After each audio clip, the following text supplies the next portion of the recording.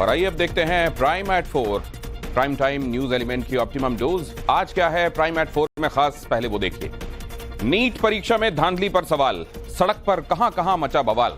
Prime eight 4 Ram भक्तों में अहंकार, क्या कह गए संघ के इंद्रेश कुमार। पूरी खबर डिटेल के साथ। G7 में हिंदुस्तान का दम, इटली में पीएम मोदी, बम बम पीएम मोदी का पूरा शेड्यूल आपके सामने आज होगा। और लखनऊ में अतिक्रमण पर योगी का हैदराबादी भाईजान को क्यों हुई टेंशन, ये भी आज आपके सामने होगा।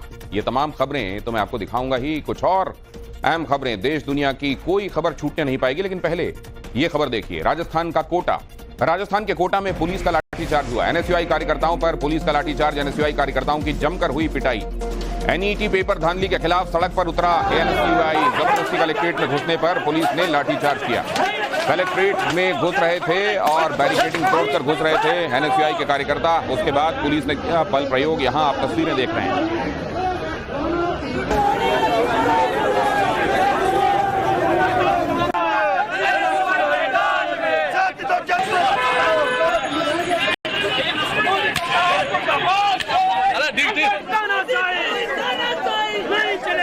और नीट पेपर लीक मामले में सुप्रीम कोर्ट में हुई सुनवाई। सुप्रीम कोर्ट ने खारिज की एनटीए की सीबीआई जांच की अर्जी। 8 जुलाई को पेपर लीक पर दर्ज एफआईआर पर सुनवाई हुई। सीबीआई जांच की मांग वाली याचिका पर सुनवाई होगी। नीट यूजी की काउंसलिंग पर रोक नहीं लगाई गई। सुप्रीम कोर्ट की तरफ से सीबीआई जांच की अर्जी खारिज नहीं होगी, सुप्रीम कोर्ट ने कहा। नीट परीक्षा को रद्द करने के लिए सुप्रीम कोर्ट में याचिका दाखिल की गई। नीट स्टूडेंट आर्यन त्यागी की तरफ से यह याचिका दाखिल की गई। आर्यन ने पूरी परीक्षा को रद्द करने की मांग की है। आर्यन की याचिका पर 8 जुलाई को सुनवाई होनी। 2023 में भी इन्फ्लेशन आया था स्टूडेंट के नंबर्स का, लेकिन इसमें कम है, लेकिन इन्फ्लेशन रैंक का बहुत ज्यादा है। प्लस वही 67 स्टूडेंट इतने ज्यादा स्कोर कर रहे हैं, रैंक 1, 6 बच्चे वो एक ही सेंटर से हैं। सर वैसे ही सारी तो आपकी क्या मांगे, खास करके आप क्या चाहते हैं सुप्रीम कोर्ट इस मामले में क्या करे? दोबारा एग्जाम कराए, क्या हो? सर दोबारा एग्जाम हो सर, जिससे मैं दोबारा एग्जाम देकर अपनी रैंक इंप्रूव कर पाऊँ और थोड़ा मौका मिले, और बाकी जो बच्चे जो पेपर लीक की वजह से बैठे हैं वो। नीट परीक्षा मामले पर कांग्रेस का मोदी सरकार पर अटैक। बच्चों के मन में जो सवाल है उस पर शिक्षा मंत्री चुप क्यों है? 14 जून के बजाय 4 जून को रिजल्ट क्यों दिया गया? नीट पेपर मामले में पीएम मोदी जवाब दें, कांग्रेस ने कहा है। 4 जून को एक परीक्षार्थी और फेल हुआ था, 400 बोला, 240 लाया और 55 ग्रेस मार्क्स लेके सरकार बना के बैठा। वो 55 ग्रेस मार्क्स ही तो हैं। ये रिजल्ट 14 जून को आना था, इसको 4 जून को क्यों किया गया? यही सोचा कि आप लोग जो अभी व्यस्त होंगे, हम सब व्यस्त होंगे चुनावी नतीजों में, पूरा देश टीवी पे सिर्फ चुनावी नतीजे देख रहा होगा, तो ये एक बड़ा विवाद नहीं पैदा होगा, इसलिए 14 जून को 4 जून पे ले आया गया। और नीट में धांधली के आरोप पर बोले शिक्षा मंत्री, किसी के करियर के साथ खिलवाड़ नहीं होना चाहिए, धर्मेंद्र प्रधान ने कहा। सुप्रीम कोर्ट जो कहेगा वो हम करेंगे। अगले महीने नीट की काउंसलिंग शुरू होने वाली है। और इधर धर्मेंद्र प्रधान ने कहा है कि सुप्रीम कोर्ट जो कहेगा वो हम करेंगे, किसी के भविष्य के साथ खिलवाड़ नहीं होना चाहिए।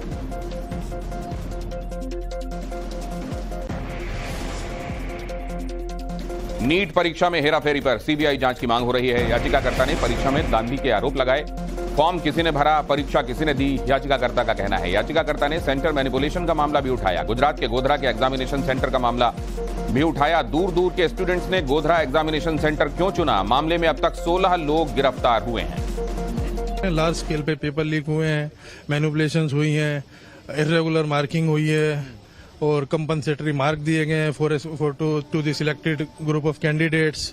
उसके बाद भी अभी कल एनटीए ने जो नया स्टैंड लिया है कि 1563 बच्चों का दोबारा सीधे एग्जामिनेशन कराएंगे, वो भी गलत है, क्योंकि उसके अंदर 790 बच्चे ही क्वालिफाई किए थे, उसमें 773 बच्चे अनक्वालिफाइड थे even after getting compensatory marks. Indresh Kumar के बयान पर सियासी बवाल जारी है। कांग्रेस ने साधा है बीजेपी और आरएसएस पर निशाना। कांग्रेस ने कहा आरएसएस को कौन गंभीरता से लेता है। समाजवादी पार्टी ने कहा इंद्रेश कुमार का बयान एकदम सही है।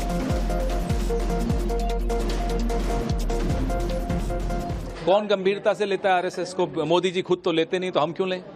जब बोलने का समय था तब बोला होता, तो सब गंभीरता से लेते, तब आप चुप रहे, सत्ता के मजे आप भी लूट रहे थे, हर जिले में हर राज्य में आरएसएस के कार्यालय बन रहे थे, तब तो आप चुप रहे। अब जब लग रहा है कि चिड़िया चुग गई खेत तो बोलने आ गए। कौन सुन रहा है? पहले मोदी जी सुन ले उनको, फिर हम सुन लेंगे। इंद्रेश कुमार के बयान से आरएसएस का किनारा। आरएसएस ने कहा है कि इंद्रेश कुमार का बयान हमारा ऑफिशियल स्टैंड नहीं है, हमारा आधिकारिक बयान नहीं है। इंद्रेश कुमार के बयान पर अब आरएसएस ने यह कहा है कि यह बयान हमारा आधिकारिक स्टैंड नहीं है। स्वयं सेवक संघ के पहले सबसे बड़े नेता ने बोला, अब उनके नंबर 2 के नेता बोल रहे हैं और कह क्या रहे हैं कि भाजपा में अहंकार आ गया था। चुनाव के पहले नहीं दिख रहा था इंद्रेश जी आपको कि भाजपा की चाल में, ढाल में, सूरत में, शकल में उनके दोनों नेताओं के अहंकार भर गया, चलने से दिखता था अहंकार उनके। बीजेपी की सरकार और प्रधानमंत्री को इतना अहंकार था कि उसने आकाश छू लिया था, और मुझे नहीं लगता कि वो अहंकार अभी भी कम हुआ है। कोई भी आदमी ऐसा नहीं बोल सकता कि जो कुछ मेरे अंदर एनर्जी है, जो कुछ मेरी ताकत है, वो मेरी माँ की पैदाइश से नहीं हुई है, बल्कि सीधी ऊपर भगवान से आ रही है। और इंद्रेश कुमार के बयान पर बीजेपी की सहयोगी जेडीयू का बयान सामने आया है। केसी त्यागी ने कहा यह संघ परिवार का आंतरिक मसला है, इस पर हमारा टिप्पणी करना ठीक नहीं। राम द्रोही कोई नहीं है इंद्रेश जी, थोड़ा नजरिया बदलिए। मर्यादा पुरुषोत्तम की उस छवि को हम मानते हैं जिसे बापू मानते थे। हम चुनावी राम भक्त नहीं होना चाहते। मर्यादा पुरुषोत्तम के चरित्र को अगर देखिएगा तो आपको ये 241 वाले मीलों दूर नजर आएंगे। इंद्रेश जी संघ परिवार के सदस्य हैं, वरिष्ठ प्रचारक हैं। ये संघ परिवार का आंतरिक मामला है, इस पर हमारा टिप्पणी करना उचित नहीं। इंद्रेश कुमार ने आखिर ऐसा क्या कह दिया कि बीजेपी से लेकर विपक्ष तक स्टेटमेंट सुनाई दे रहे हैं? आइए आपको बताते हैं। इंद्रेश कुमार ने कहा कि प्रभु राम सबके साथ न्याय करते हैं। राम की भक्ति करने वालों में अहंकार आ गया। जिन्होंने राम की भक्ति की उनमें अहंकार आया। भक्ति करने वालों में धीरे धीरे अहंकार आ गया। भगवान ने अहंकार के चलते शक्ति रोकी। लल्लू सिंह को प्रभु राम ने 5 साल विश्राम दिया। इस 2024 में भी राम राज्य का विधान देखिए, लोकतंत्र के परम में कैसा है। जिन्होंने राम की भक्ति की पर धीरे धीरे अहंकार आ गया, उस पार्टी को सबसे बड़ी पार्टी घोषित कर दिया। पर उसका और जो पूरा उसको मत मिलना चाहिए, जो शक्ति मिलनी चाहिए, वो भगवान ने अहंकार के कारण हुआ। जिन्होंने राम का विरोध किया उनमें से किसी को भी शक्ति नहीं दी, सब मिलकर भी नंबर 1 नहीं बने, नंबर 2 पर खड़े कर दिए। इसलिए प्रभु का न्याय बड़ा विचित्र नहीं है, बड़ा सत्य है, बड़ा आनंददायक है। इसलिए जिस पार्टी ने भक्ति की, अहंकार आया, उसको 241 पर रोक दिया, पर सबसे बड़ी बना दी। जिनके अंदर राम की अनास्था थी, अश्रद्धा थी, और उनको सबको मिलकर 234 पर रोक दिया। कहा तुम्हारी अनास्था का यही दंड तुम्हें है कि तुम सफल नहीं हो सकते। लोकसभा ये नतीजों के बाद ये पहला मौका नहीं है जब आरएसएस की तरफ से इस तरह का बयान सामने आया है। इससे पहले संघ प्रमुख मोहन भागवत ने इशारों में तंज कसा था। संघ प्रमुख ने कहा पिछले 1 साल से मणिपुर शांति की राह देख रहा है। अब इंद्रेश कुमार ने कहा है कि जो लोग राम का विरोध करते थे उनमें से किसी को भी सत्ता प्राप्त नहीं हुई। उन्होंने कहा कि जो अहंकारी हो गए उन्हें 241 पर रोक दिया गया। भगवान ने ये जो विधान किया ये विचित्र नहीं, आनंददायक है। मोहन भागवत ने कहा था कि मणिपुर की स्थिति पर प्राथमिकता के साथ विचार करना होगा। इंद्रेश कुमार ने कहा है कि जिनकी राम के प्रति आस्था नहीं थी उन्हें भी प्रभु ने 234 पर रोक दिया। मोहन भागवत ने आईना दिखाते हुए कहा था कि राष्ट्र के सामने मौजूद समस्याओं पर ध्यान देने की आवश्यकता है। वहीं अब इंद्रेश कुमार ने कहा है कि राम का न्याय बहुत विचित्र है, जो 2024 के चुनाव में स्पष्ट दिखाई दिया। शिवसेना उद्धव गुट का भारतीय जनता पार्टी पर इस बीच बड़ा आरोप है। संजय राउत का बयान 30 से अधिक सीटों पर डरा धमकाकर बहुमत लिया गया। बीजेपी पूरी तरह से हार चुकी है, संजय राउत का कहना है। संजय राउत ने कहा लोकतंत्र में जनता ही भगवान है। लगभग 30 से ज्यादा सीटें ऐसी हैं जहां बीजेपी हार चुकी है, लेकिन वहां पर डराया धमकाया गया और इस तरीके से बहुमत लिया गया। बीजेपी पूरी तरह से हार चुकी है। भगवान सब देख रहा है। जहां जहां प्रभु श्री राम का वास था वहां से वो हार गए। जनता जनार्दन यही भगवान है, यही लोकतंत्र का भगवान है, सब कुछ है। लगभग 30 से ज्यादा ऊपर सीटें ऐसी है जहां बीजेपी हार गई है। डरा धमकाकर इलेक्शन ऑफिसर को आपने उस पर विजय प्राप्त किया है। तो बीजेपी पूरी तरह से हार गई है और भगवान सब देख रहा है। आप अयोध्या हारे, आप चित्रकूट हारे, आप प्रभु श्री राम की भूमि नासिक में हारे, आप रामेश्वरम में हारे, आप रामटेक में हारे। जहां जहां प्रभु श्री राम का वास्तव्य रहा वो सभी पवित्र भूमि पर अहंकार का पराभव हुआ है। और यूपी के लापरवाह ऑफिसर्स पर सीएम योगी सख्त हो गए हैं। यूपी में कई ऑफिसर्स को कारण बताओ नोटिस दिया गया है। खराब प्रदर्शन करने वाले ऑफिसर्स पर कार्रवाई संभव है। सीएम योगी ने लापरवाह ऑफिसरों की रिपोर्ट मांगी है। जिले से लेकर तहसील के अफसरों पर कार्रवाई संभव है। प्रधानमंत्री नरेंद्र मोदी इटली में हैं और ये इस तीसरे टर्म में उनका पहला विदेशी दौरा है। इटली पहुंचने पर पीएम मोदी का शानदार स्वागत हुआ। फ्रांस के राष्ट्रपति इमैनुअल मैक्रों के साथ उनकी मुलाकात हुई। ब्रिटेन के पीएम ऋषि सुनक के साथ भी उनकी द्विपक्षीय बातचीत हुई। इंडो पैसिफिक आर्थिक सुरक्षा जैसे मुद्दों पर उन्होंने चर्चा की। और अब से कुछ देर पहले यूक्रेन के राष्ट्रपति से भी मुलाकात हुई प्रधानमंत्री नरेंद्र मोदी की।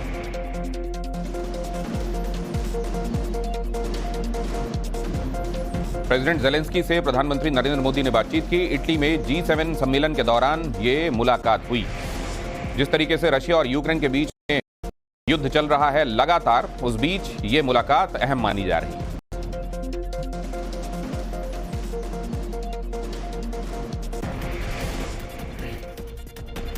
और प्रधानमंत्री नरेंद्र मोदी अब आगे क्या क्या उनके शेड्यूल में है। प्रधानमंत्री नरेंद्र मोदी शाम 5 बजे बैठक के लिए बोर्गो एग्नाजिया पहुंचेंगे। शाम 5:15 बजे इटली की पीएम मेलोनी के साथ उनका फोटो सेशन है। शाम 5:30 बजे G7 समिट का आउटरीच सेशन जिसमें वो हिस्सा लेने वाले हैं। रात 9 बजे हर एक मेंबर G7 का मौजूद होगा और फैमिली फोटो सेशन होगा। रात 9:20 पर जर्मन चांसलर से मुलाकात है। रात 9:50 पर इटली की पीएम मेलोनी से उनकी मुलाकात है। रात 10:10 पर पूल साइड मीटिंग है।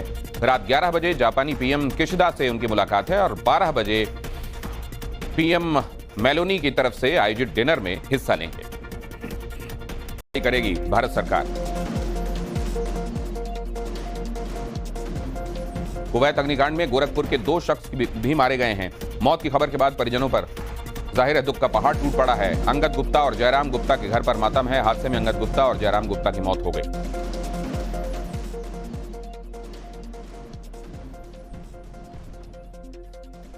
उज्जैन में सट्टेबाजों से करोड़ों रुपए बरामद हुए हैं। पुलिस की 2 जगह छापेमारी हुई और इसमें 9 सट्टेबाज गिरफ्तार हुए। छापेमारी में 15 करोड़ से ज्यादा रुपए बरामद हुए। पुलिस ने नोट गिनने के लिए मशीन मंगवाई।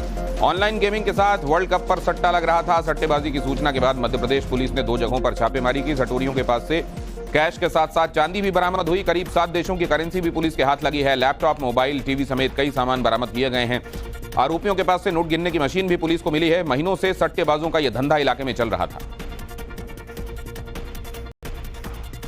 और लोकसभा चुनाव में हार को लेकर यूपी भारतीय जनता पार्टी में मंथन चल रहा है। यूपी बीजेपी अध्यक्ष भूपेंद्र चौधरी कर रहे हैं मंथन। प्रदेश संगठन ने चौधरी को सौंपी है इंटरनल रिपोर्ट। कानपुर बुंदेलखंड में हार के कारणों पर रिपोर्ट सौंपी है। अवध क्षेत्र की हारी हुई सीट पर भी रिपोर्ट दी गई है।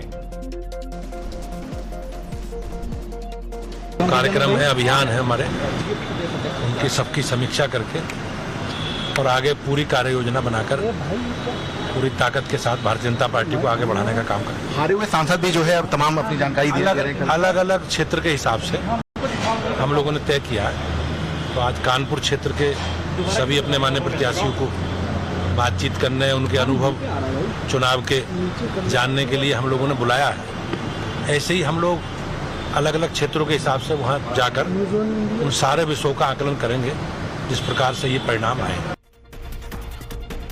तो ये मंथन चल किस तरीके से रहा है, क्या हो रहा है, मंथन एक्चुअली कैसे चल रहा है और इसका आउटकम क्या होगा। बीजेपी इस हार पर किस तरीके से मंथन कर रही है। यूपी में हार पर मंथन के लिए 80 सदस्यीय टास्क फोर्स बनाई गई है। लोकसभा क्षेत्रों में जाकर हार के कारण जाने जाएंगे। इसमें यह स्पेशल जो टास्क फोर्स बनाई गई है वो इसका काम करेगी। हर एक लोकसभा की रिपोर्ट तैयार की जाएगी। संगठन के पदाधिकारियों के साथ पूर्व विधायक भी इसमें शामिल होंगे और इस तरीके से लोकसभा सीट वार टास्क फोर्स पहुंचकर हार के कारणों के संदर्भ में जानकारी जुटाएगी। यूपी की बांदा सीट से कैंडिडेट रहे आर के पटेल का बड़ा बयान आया है। मुझे अपनों ने लूटा, गैरों में कहां दम था। भीतरघात की वजह से बांदा से हारी बीजेपी। पटेल ने कहा, बीजेपी के स्थानीय नेताओं ने सपोर्ट नहीं किया। ये कहना है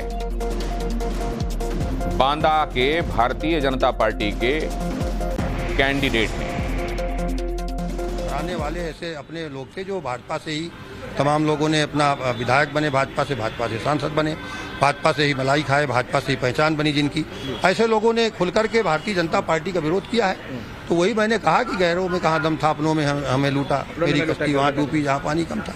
ये आपको लगता है कि इस बार चुनाव जो है योगी मोदी के चेहरे पर था, तो क्या ये विरोध उनका भी था कि केवल आपका विरोध था? वो विरोध तो पार्टी का कर रहे थे ना, मेरा थोड़ी कर रहे थे। वो तो भारतीय जनता पार्टी को कह रहे थे पार्टी को वोट नहीं देना है, कमल को वोट नहीं देना है। उनके वीडियो ऑडियो सब चल रहे थे भाई। और जम्मू कश्मीर में मशहूर खीर भवानी मेले की शुरुआत हो गई। बड़ी संख्या में श्रद्धालु खीर भवानी माता के दर्शन के लिए पहुंच रहे हैं। मंदिर के आसपास सुरक्षा के खास इंतजाम किए गए हैं। फारूक अब्दुल्ला भी आज खीर भवानी के दर पर पहुंचे। कश्मीरी पंडितों में माता खीर भवानी की पूजा का खास महत्व है। ज्यादातर लोग खीर भवानी की कुलदेवी के तौर पर पूजा करते हैं। खीर शब्द का मतलब चावल की खीर से है, जो बसंत ऋतु में देवी को प्रसन्न करने के लिए चढ़ाई जाती है। ये मंदिर कश्मीर के जिला गांदरबल के तुलमुला इलाके में है। जम्मू और कश्मीर में अमरनाथ यात्रा के बाद खीर भवानी मंदिर लोकप्रिय तीर्थों में से एक है। जीसा अष्टमी का पर्व आज पूरे जोश और धार्मिक परंपरा के साथ मनाया जा रहा है। इस वक्त हम तुलमुल गांदरबल के अंदर हैं और मेरे सहयोगी मीर मेराज आपको तस्वीरों के जरिए दिखाएंगे।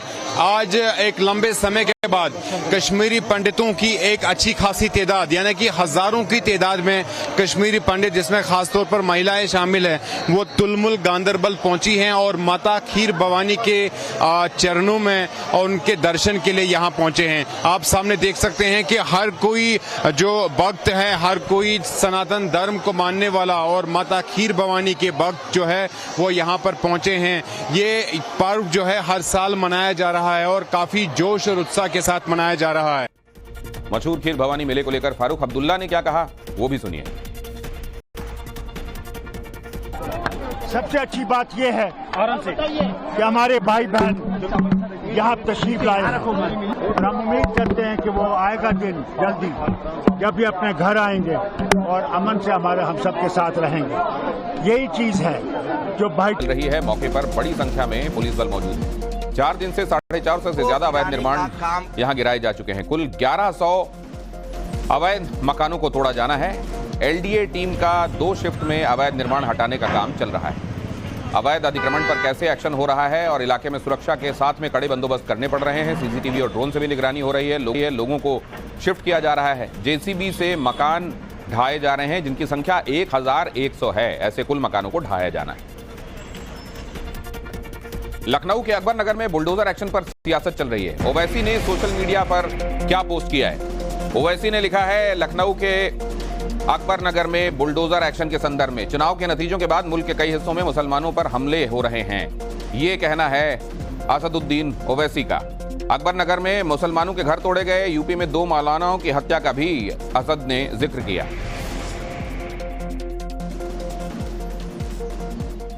और एक अहम खबर यह कि केंद्रीय मंत्री जीतन मांझी ने आरजेडी पर निशाना साधा है।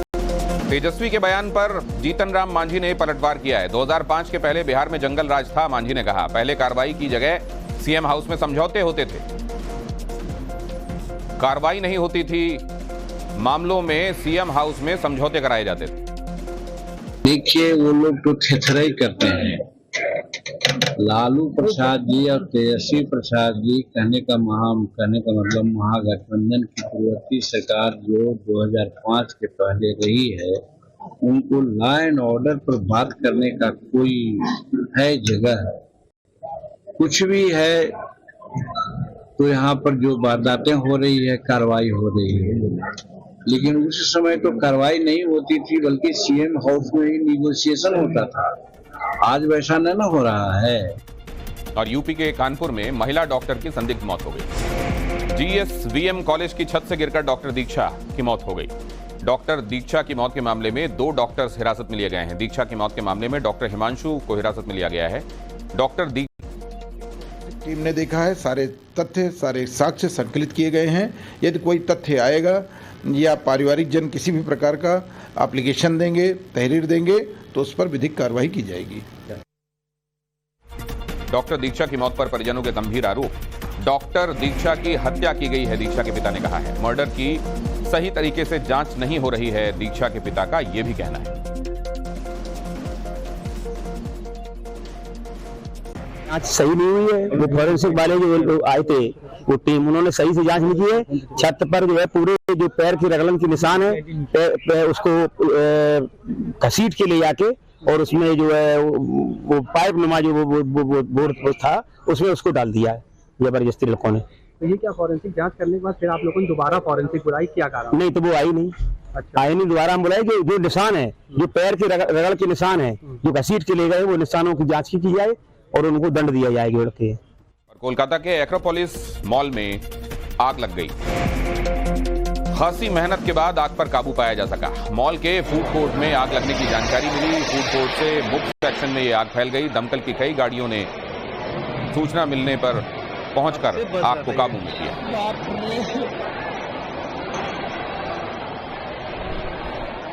और आगे आपको हैरान करने वाली तस्वीरें सामने आई हैं। G7 समिट से पहले संसद में लात घूंसे चले हैं। इटली के सांसद आपस में एक दूसरे से भिड़ गए। योजनाओं को लेकर हुए विवाद के बाद हंगामा हुआ। एक सांसद ने नॉर्दर्न लीग के क्षेत्रीय मामलों के मंत्री के गले में इतालवी झंडा बांधने की कोशिश की। झंडा बांधने वाला सांसद सरकार समर्थन रोम के इलाकों को ज्यादा लिबर्टी देने की निंदा कर रहा था। इस दौरान नॉर्दर्न लीग के मंत्री के समर्थक सांसद भी कुर्सियों से उठकर वेल में आ गए और जमकर हंगामा हुआ। इस दौरान सांसदों के बीच हाथापाई तक देखने को मिली।